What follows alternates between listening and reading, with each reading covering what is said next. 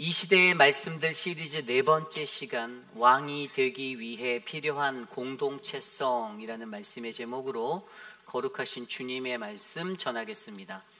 왕이 되기 위해 필요한 공동체성. 여러분, 사람들은 왕이 되고 싶어 하죠. 머리가 되고 싶어 합니다. 꼬리가 되고 싶어 하는 사람은 그리 많지 않을 거예요.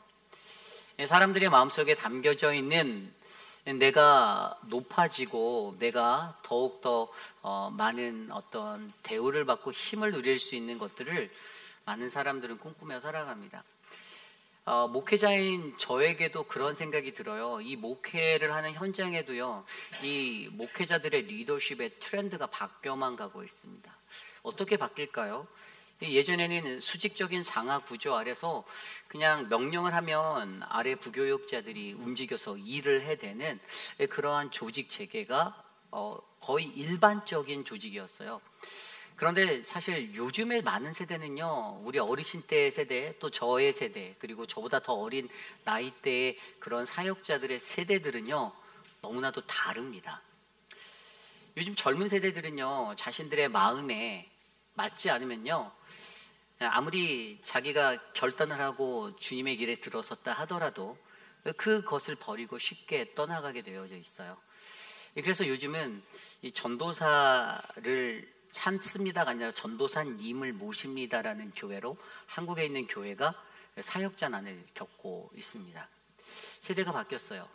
물론 그들이 가지고 있는 개성, 그들의 생각, 가치관, 그것들이 틀리다라고 말할 수는 없지만 분명히 세대가 변하고 세상이 바뀐 자리에 그동안 존속해왔던 리더십의 모양새가 바뀌어야만 이것이 건강한 리더십이다라고 우리가 내세울 수 있는 그러한 모습이 된다는 것이었죠.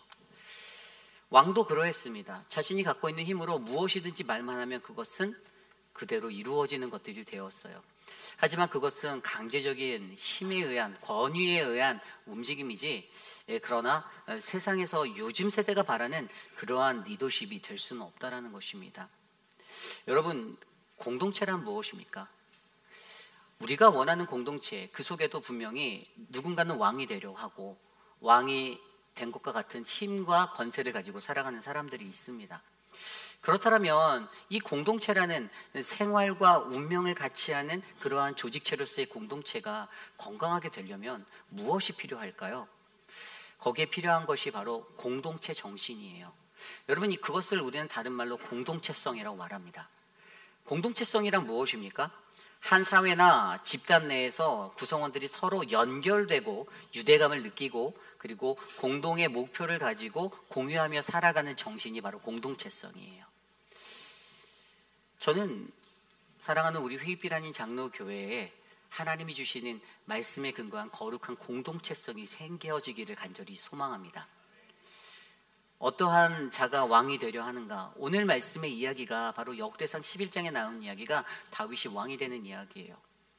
그런데 다윗이 왕이 된 것이 자신이 가지고 있는 큰 힘의 권세를 누리기 위해서 그것들을 이용해서 왕이 된 것이 아니라 그가 어떠한 모습으로 왕이 됐는지의 그 말씀의 이야기를 통해 오늘 이 시대에 하나님이 원하시는 왕, 하나님이 세우고자 하는 왕이 어떻게 만들어지고 우리는 어떠한 모습의 왕이 되어서 그러한 왕이 되기 위해, 진정한 하나님 나라의 왕이 되기 위해 우리에게 필요한 공동체성이 무엇인지를 오늘 말씀은 저희에게 두 가지로 전해주고 있습니다.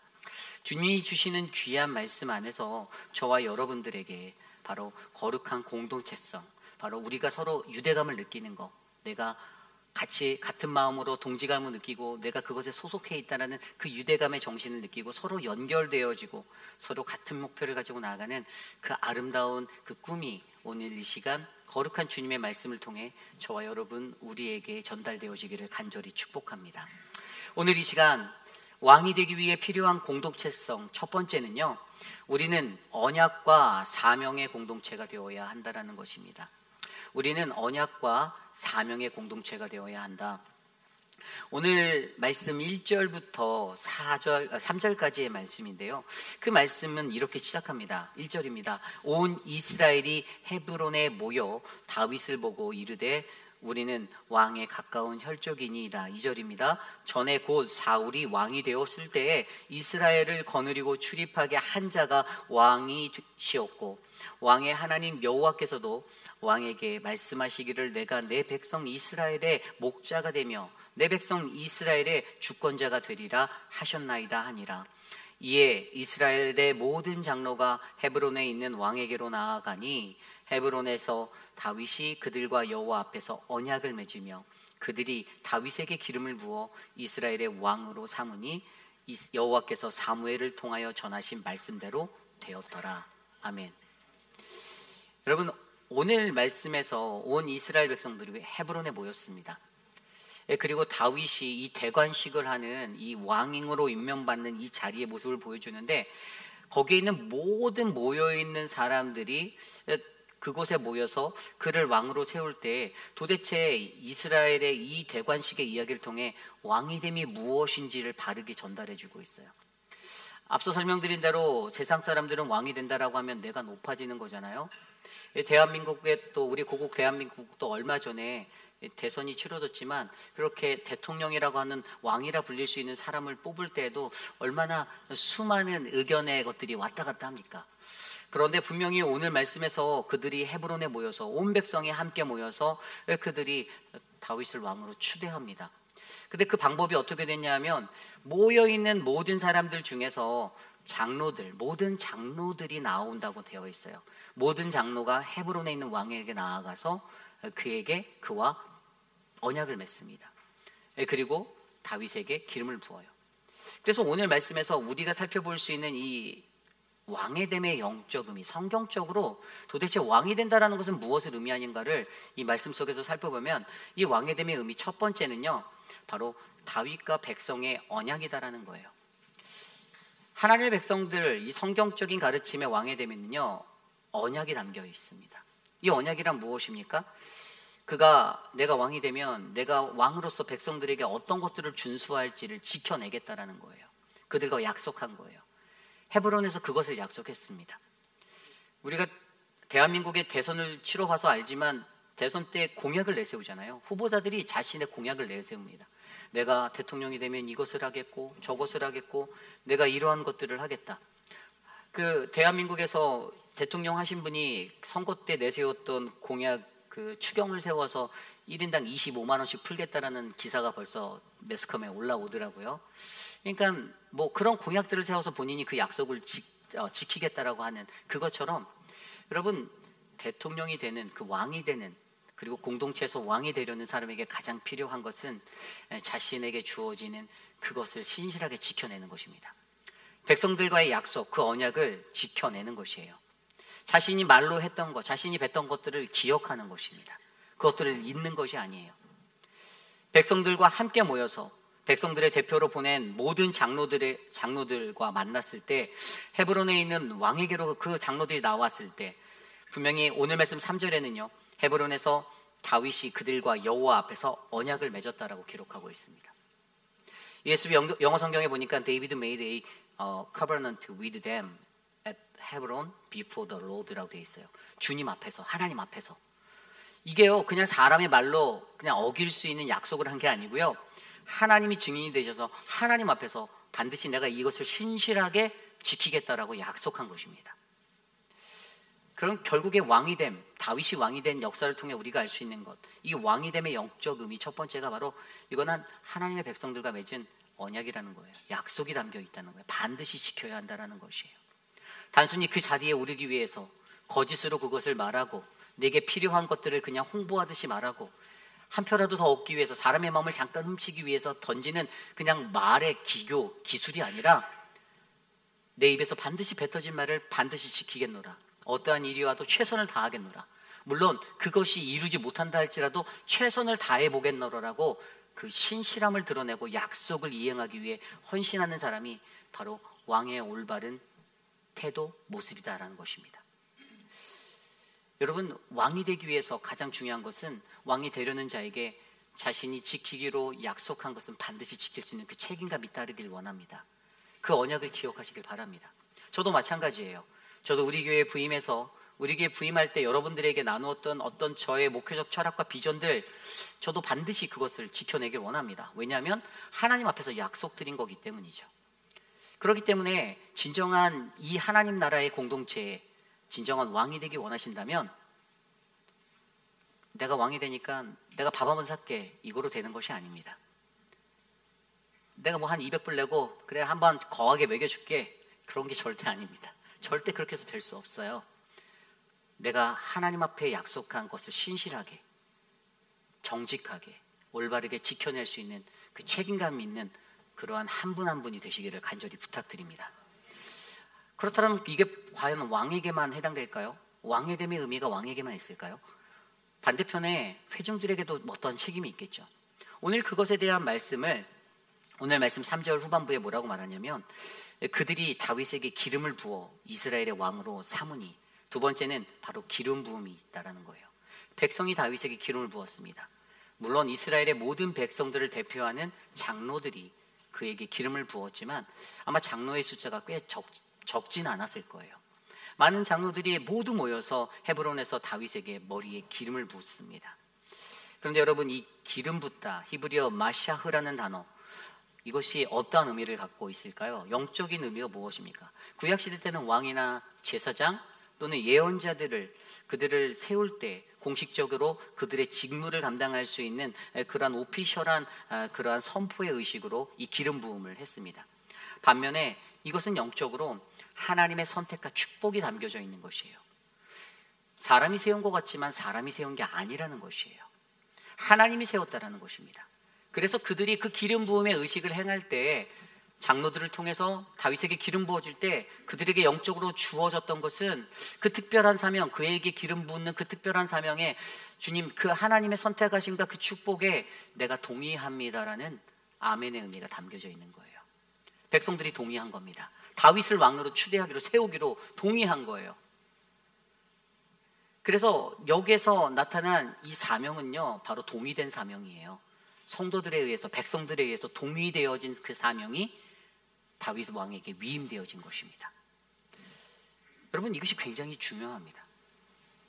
공동체의 사람들에게 얼마나 이것이 중요하냐면요, 그냥 교회라는 공동체 안에서도 제가 여러분들에게 하나님의 그 위임을 받아서, 기름 부음 받아서 제가 담임 목회자가 됐으면 그것들에 대해서 여러분들에게도 그것에 동의한 책임이 있다라는 것이에요.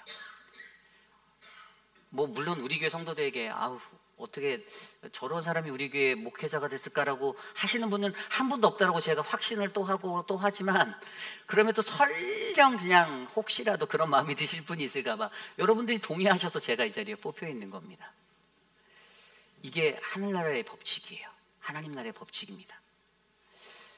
왕이 되려면 이 왕의 백성과 함께 동의되어진 그 언약과 동의되어진 사명이 있다라는 이것을 기억하시고, 저와 여러분들 안에 우리 공동체가, 우리 회의비라니 장로교회라는 아름다운 공동체가 그 언약과 그 사명 아래 놓이는 공동체가 되시기를 간절히 기도하시길 바랍니다.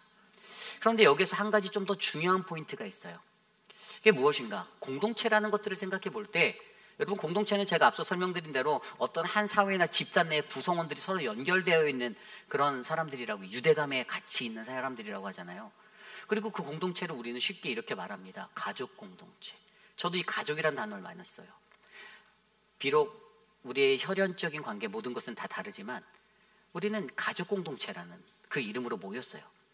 그런데 여러분, 가족 공동체가 어떠한 자리로 가야 되냐? 언약 공동체의 자리로 가야 된다는 거예요. 가족 공동체가 이상적인 공동체인 것 같아 보지만 그거보다 더 한 수 위의 공동체는 바로 언약의 공동체예요. 그 언약의 공동체가 아까 앞서 설명드린 그러한 약속을 신실하게 지켜내고 하나님께서 위임하신 그것에 동의하는 믿음으로 똘똘 뭉친 공동체인데, 오늘 말씀 1절에 온 백성들이 헤브론에 모여서 뭐라고 말합니까? 우리는 왕에 가까운 혈족인이라고 말해요. 쉽게 말해서 나 당신의 가족이에요 라고 말하는 거예요. 그러니 나 좀 잘 봐줘, 나 너랑 친척이야, 이렇게 말하는 거예요. 너 왕 됐어, 축하한다, 근데 나 네 가족이다, 이렇게 얘기하는 거죠. 여러분, 혈연적인 것들 다 중요하죠. 가족관계 중요합니다. 그런데 여기서 강조하는 것은 그것보다 더 중요한 게 바로 언약의 공동체라는 언약의 공동체성이에요. 여러분, 이 언약이라는 것은요, 무엇이냐면 가족관계, 혈연적 관계의 벽을 뛰어넘어서 우리가 언약의 관계로 들어서게 되면 우리는 하나님 말씀에 더 쉽게 순종할 수 있는 믿음의 공동체가 된다는 것이에요. 하나님의 말씀이 우선이라는 거예요. 하나님의 말씀이 가장 기초라는 거예요. 혈연적인 것보다도 그것이 더 앞서는 것이 된다는 것이에요. 많은 사람들은 가족 공동체, 우리는 가족입니다. 우리는 가족같이 서로 사랑해야 됩니다라고 말하고 있지만 그거보다 더욱더 하나님 앞에 영적으로 성장할 수 있는 믿음의 공동체는 가족의 공동체가 언약의 공동체의 자리로 뛰어나가는 것입니다. 여러분, 우리 교회의 이 언약 공동체의 은혜가 사람들은 말하잖아요. 피는 물보다 진하다. 그러니까 가족 공동체를 말하잖아요. 그러니까 팔은 안으로 굽어야 돼. 야, 우리 가족인데 라고 말하면서. 그런데 그거보다 더 중요한 건 우리에게는 예수 그리스도의 보혈로 주님을 믿게 된 언약의 공동체, 그 공동체 정신이 흘러가고 있습니다. 우리가 갖고 있는 우리의 피보다 더 진한 그리스도의 피가 바로 저와 여러분들에게 흘러가서 우리가 언약 공동체로서의 믿음의 생활을 함께 영위해 나갈 수 있다는 사실을 기억하시길 바랍니다. 피는 물보다 진하지만 그리스도의 피는 우리의 피보다 더 진합니다. 그것들을 알 때 우리는 하나님의 말씀에 근거하여서 주님의 말씀대로 우리의 신앙의 여정을 걸어나가는 아름다운 공동체가 되시기를 간절히 축복합니다. 예수님도 그런 말씀을 하셨잖아요. 마태복음의 10장에 보면 예수님도 내가 나를 따를 때 내 가족을 버리고 따라야 한다라고 말씀하셨어요. 근데 가족을 버리라는 게 혈연적인 관계 모든 것들을 끊어내고 무시하고 그렇게 돌아서라가 아니에요.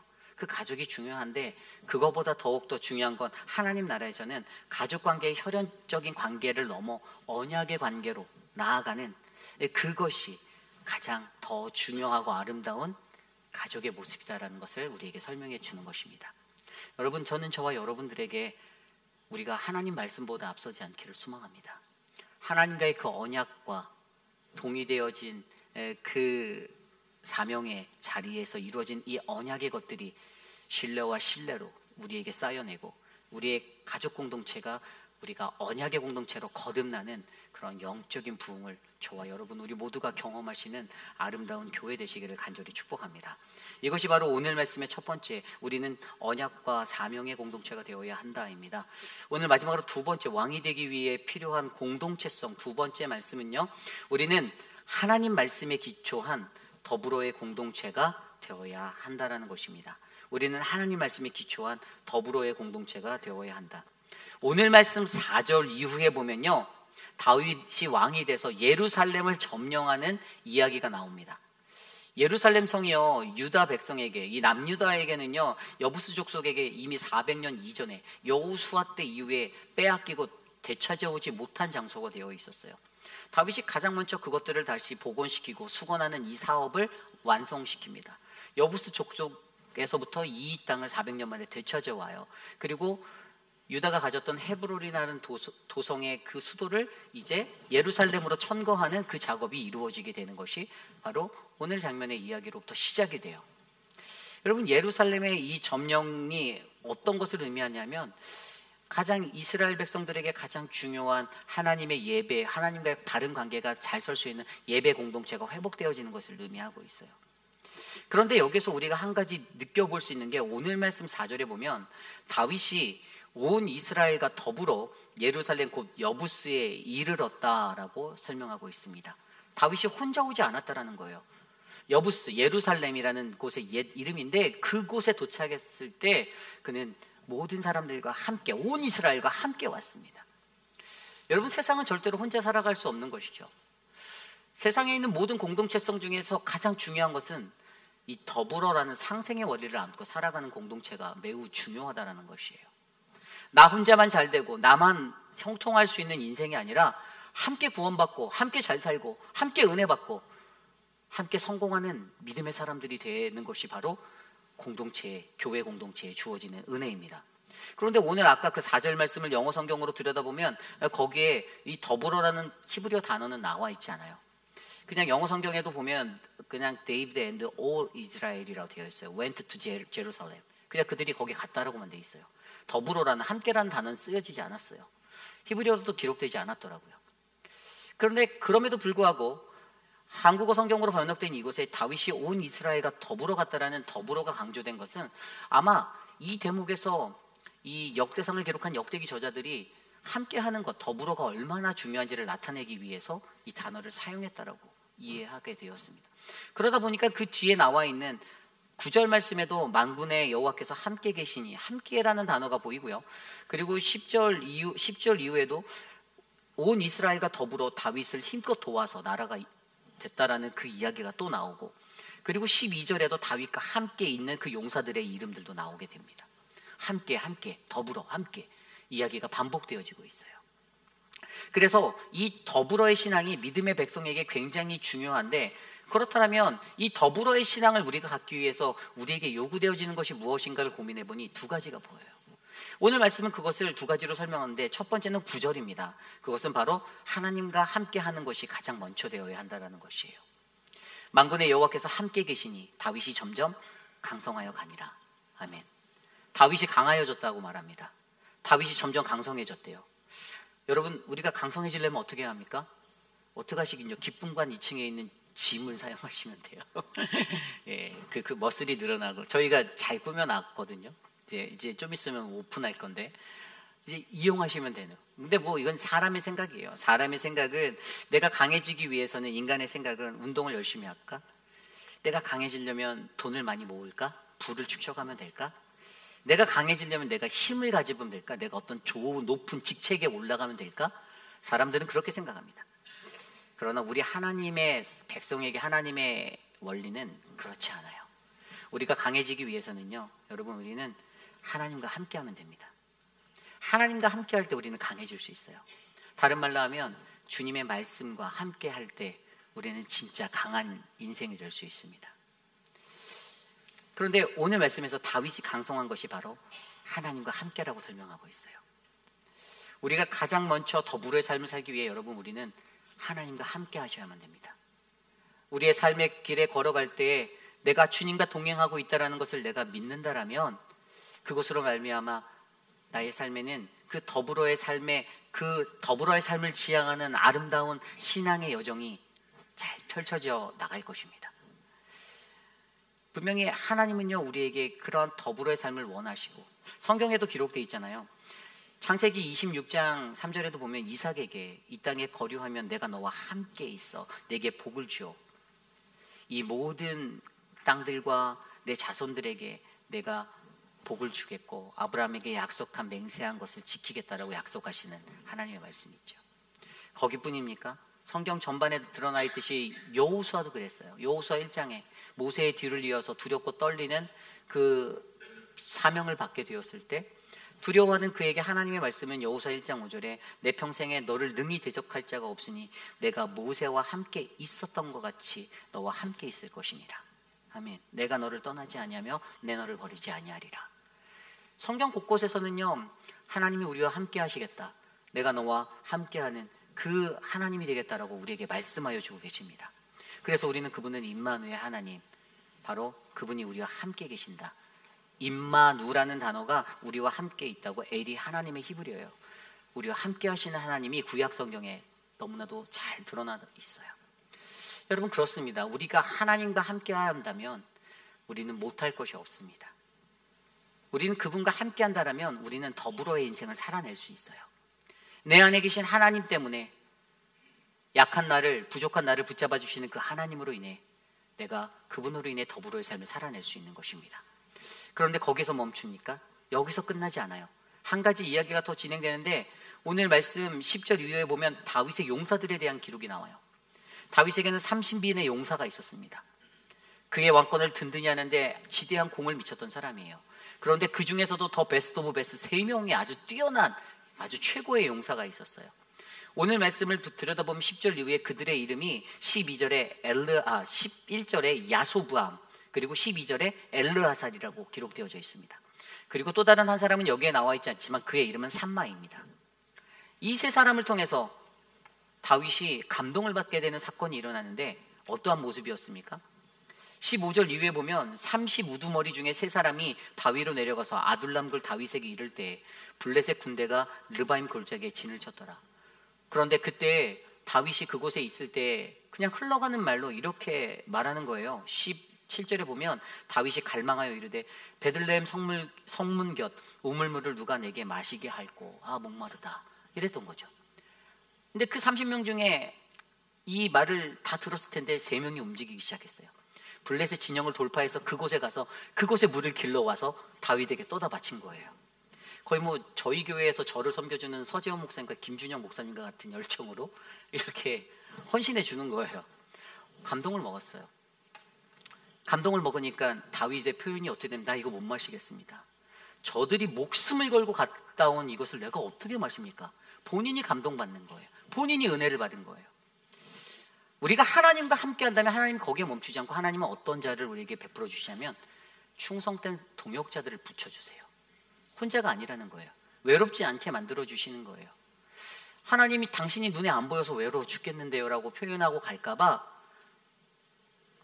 정말 용맹스러운 30명 거기에 베스트 오브 베스트 3명을 보여주시며 맞지? 너 혼자 아니잖아 라고 우리에게 말씀해 주시는 겁니다. 그것을 통해 우리가 무엇을 결단합니까? 더불어의 인생이 얼마나 값지고 의미 있는 삶이 될 수 있는지를 믿음의 사람들은 깨달아 알 수 있는 거예요. 혼자 간다라면 외롭고 힘들다라고 느껴서 쉽게 포기할 수 있는 인생인데도 불구하고 믿음의 동역자들이 옆에 있어서 이 길을 걸어갈 수 있습니다. 여러분의 신앙도 마찬가지인 거예요. 더불어의 삶인 거예요. 공동체가 그러한 삶을 지향해야 한다는 것입니다. 나 혼자만 호의호식하고 나 혼자만 좋은 것들을 누리는 인생이 아니라 내가 하나님과 함께 할 때 하나님이 함께 가는 그들에게 베풀어 주시는 1+1의 의미로 더욱더 충만하고 충성된 사람들을 내게 동역자로 주셔서 내가 이 길을, 이 사명을 완수할 수 있는 믿음의 백성이 될 수 있게 해주신다는 이 믿음의 원리들을 여러분들이 기억해 주시기를 바랍니다. 여러분, 다윗은요 오늘 왕이 되면서 그것들을 느꼈어요. 이 왕이 되는 그 자리에서 더불어의 삶이 얼마나 중요한가. 내가 혼자라면 할 수 없었는데 나와 함께하는 장로들이 있고 나와 함께하는 온 백성들이 있어서 내가 든든하다. 나와 함께하는 30명의 나를 위해 목숨을 바칠 수 있는 30명의 사람들, 그런데 3명의 사람이 내가 지나가면서 흘린 목마르다라는 말 한마디에 블레셋 진영을 뚫고 가서 그 물을 가져와서 내게 먹여주는데 나로 하여금 마시게 하는데 이거 얼마나 몸둘 바를 몰랐겠어요. 여러분, 저는 우리 회의비라는 장로교회가 이러한 더불어의 삶이 드러나는 믿음의 공동체가 되시기를 간절히 소망합니다. 여러분, 오늘 영상으로 소개해드리고 보고해드렸지만 우리가 의성 산불을 위해서 보냈어요. 정말 실질적으로 말하면 큰 돈은 아니에요. 저희 교회가 여태까지 많은 그 구호 헌금을 총회를 통해서 많이 보냈어요. 그런데 사실 그것이 어떻게 사용되었는지에 대한 피드백은 잘 들려지지 않았어요. 그리고 한국에서도 산불이 났다고 해서 여러 가지 기관에서 기금을 모으고 헌금을 받았는데 사실 그것들이 어떻게 집행되는지 잘 몰라요. 그리고 직접적으로 피해를 입은 곳을 저희가 컨택을 해서 저희가 그곳에 했을 때 아니 교회에 본당이 전소되고 교육관이 다 전소된 그런 교회인데도 아직 10원 한 장 받지 못했다라는 거예요. 그런데 우리가 2억 마일리 떨어진 미국에서 우리가 보낸 이 작은 헌금을 그 목사님이 감격스러워서 받고 너무나도 행복하고 감사해했다라는 것, 그것들을 여러분께 소개해드렸던 거예요. 물론 그 교회 그 예천군에 있는 기독연합과 이것을 조인해서 하게 되었는데 사실 우리 같은 노회에 있는 다른 이웃교회가 그곳에 10,000불을 헌금을 했어요. 그런데 저는요 우리 교회가 헌금한 3,000불이 더 값지다고 자부해요. 왜 그런 줄 아세요? 그 교회는 그 10,000불 한 사람이 낸 거거든요.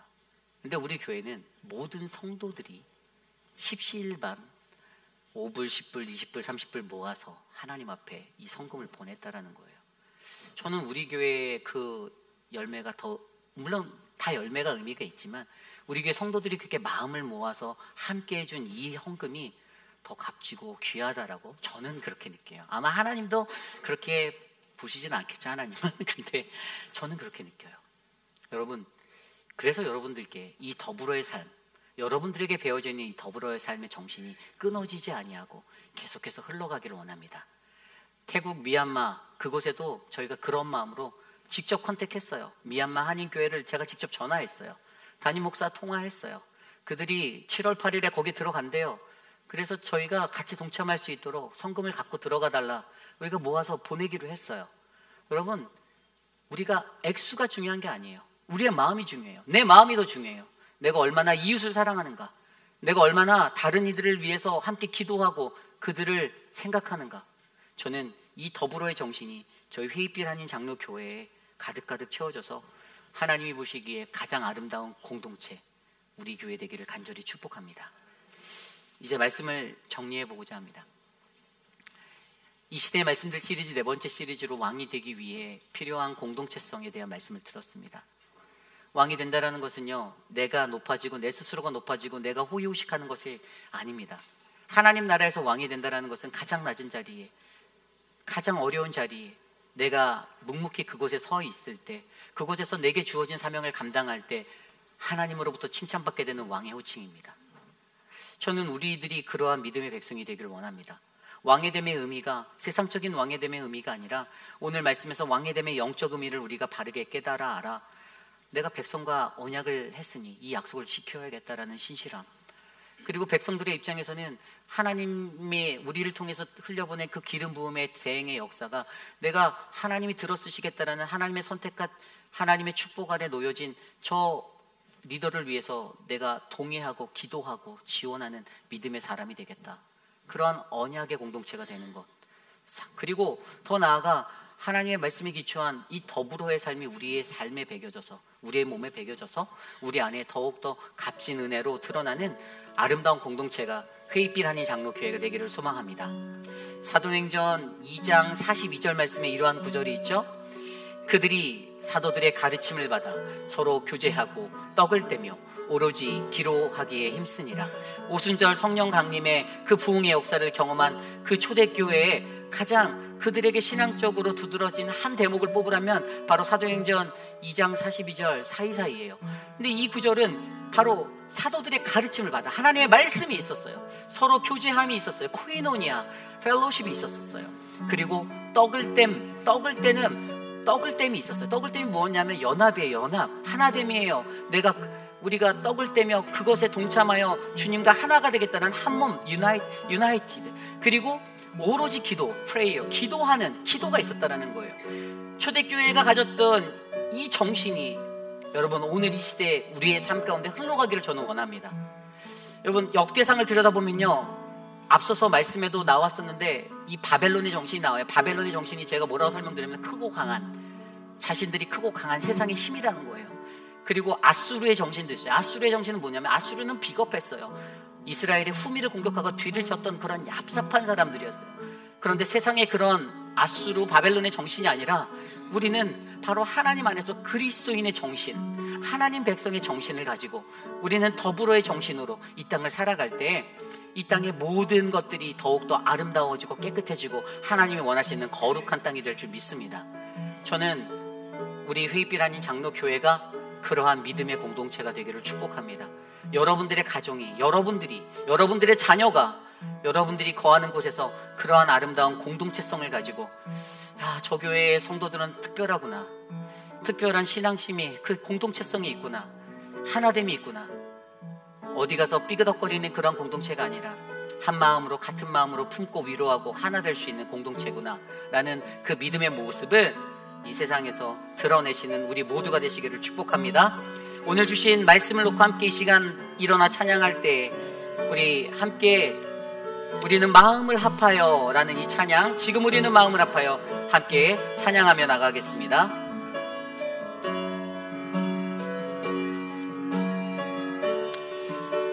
함께 찬양합시다. 지금 우리는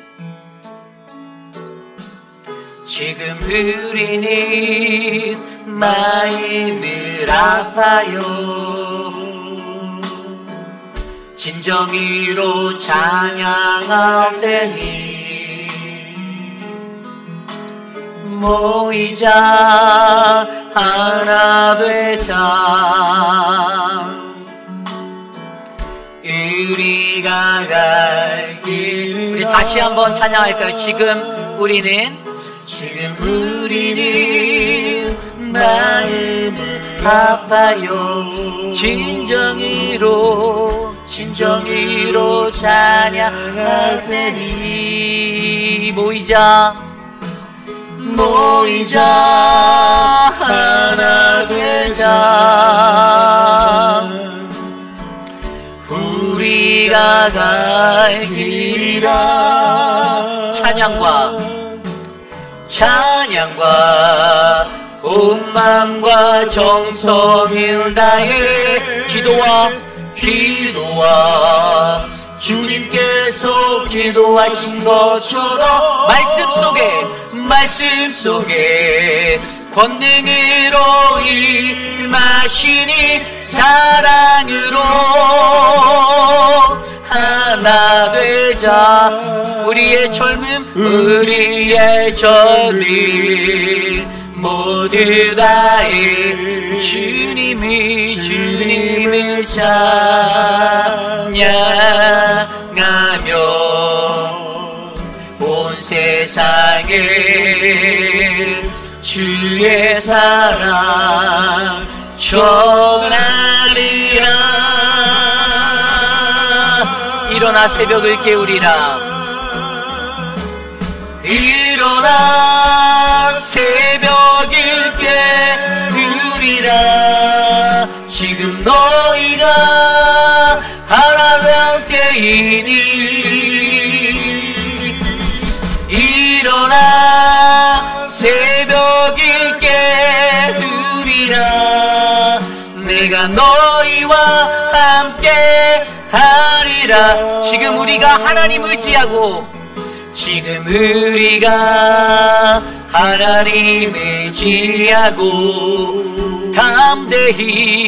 담대히 나갈 테니. 모이자 하나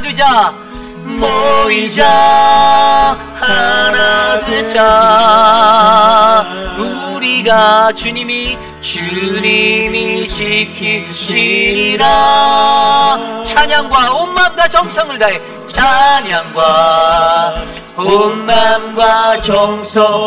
다해 기도와 주님께서 기도하신 것처럼 말씀 속에 권능으로 임하시니 사랑으로 하나 되자. 우리의 젊음 모두 다해 주님을 찬양하며 온 세상에 주의 사랑 전하리라.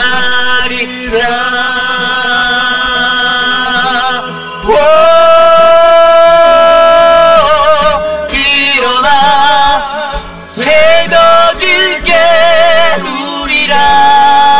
지금 너희가 하나 될 때이니. 일어나 새벽을 깨우리라. 내가 너희와 함께 일어나 새벽을 깨우라. 일어나 새벽을 깨우리라. 지금 너희가 하나 될 때이니. 일어나 새벽을 깨우리라. 내가 너희와 함께 하리라. 내가 너희와 함께 하리라. 내가 너희와 함께 하리라. 참으로 존귀하신 하나님, 주님의 은혜에 감사합니다.